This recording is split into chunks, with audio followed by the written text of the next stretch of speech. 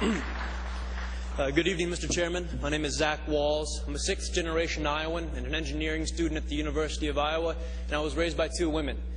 My biological mom, Terry, told her grandparents that she was pregnant, that the artificial insemination had worked, and they wouldn't even acknowledge it.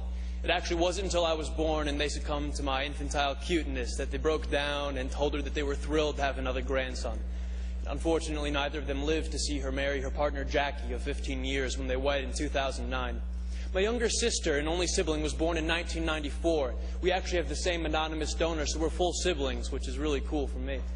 And I guess the point is that our family really isn't so different from any other Iowa family. When I'm home, we go to church together, we eat dinner, we go on vacations. But we have our hard times too. We get in fights. Actually, my mom, Terry, was diagnosed with multiple sclerosis in 2000. It is a devastating disease that put her in a wheelchair, so we've had our struggles.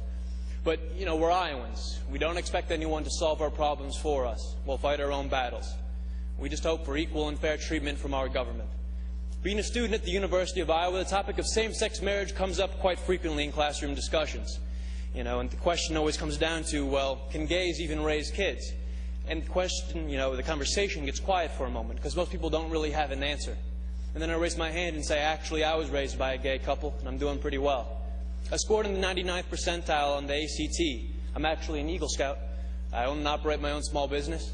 If I was your son, Mr. Chairman, I believe I'd make you very proud. I'm not really so different from any of your children. My family really isn't so different from yours.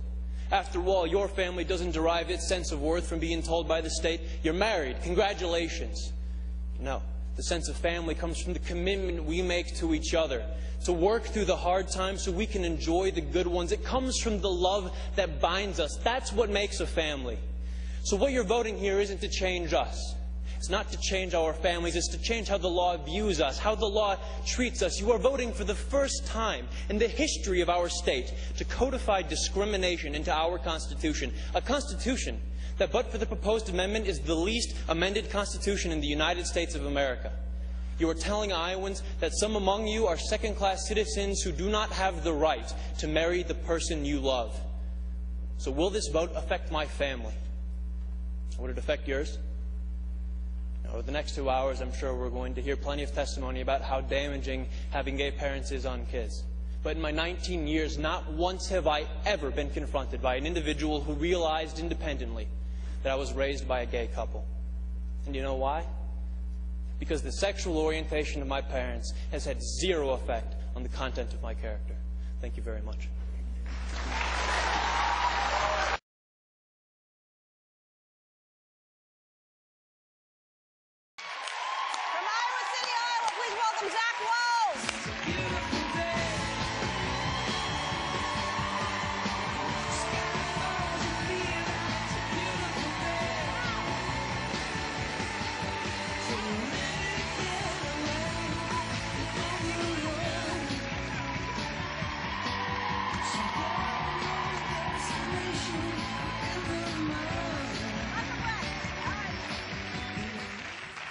It's so funny that you're nervous because I can't imagine the strength it took and how composed you had to be to speak that way, and you didn't come off nervous at all when you did that. I was shaking. You were? I'm shaking now.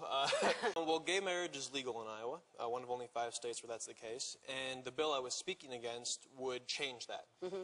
It was one of those things where, when I heard that this bill was even being talked about, like I knew I had to go out there and speak against it. My mom, always taught me that I had to speak up. Hi, Mom. Terry, right? Yeah. Hi. How are you? What a great son you raised. What a great young man. So Terry is your biological mom, right. And you've been together for how long with your...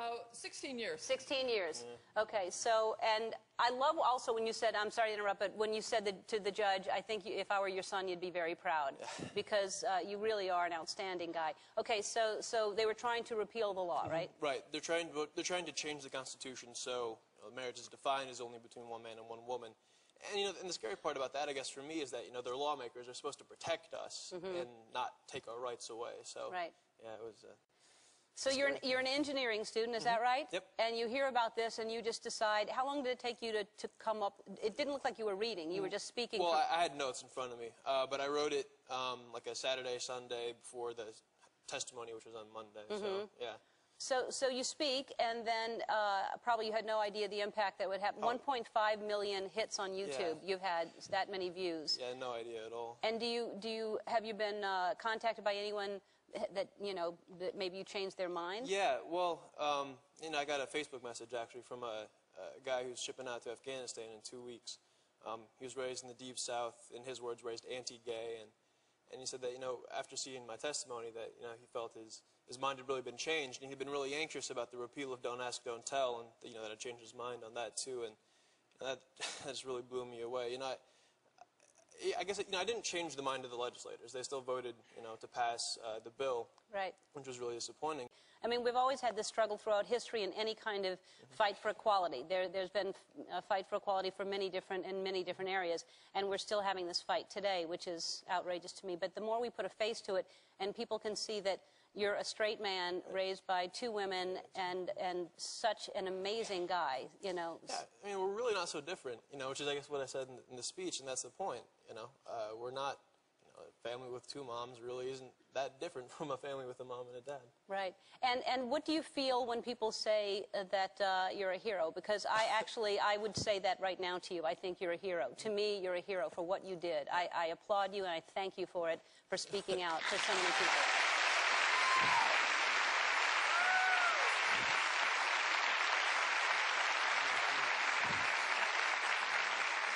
I've gotten a lot of Facebook messages and emails, and people think I'm inspirational, but, I'm really a testament to my parents. Like, if you think I'm cool, like, you should meet my parents. I mean, all the... Well, clearly. Yeah. Clearly.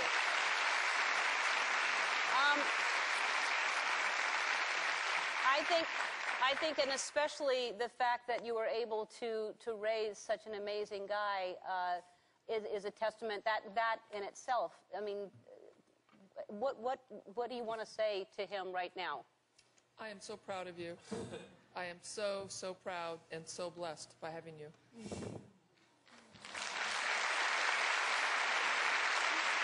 Well, I'll say this.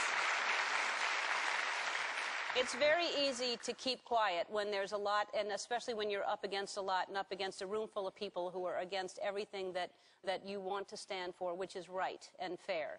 And it takes a big person to speak out and to not keep quiet. So thank you for speaking out. Thank you so much.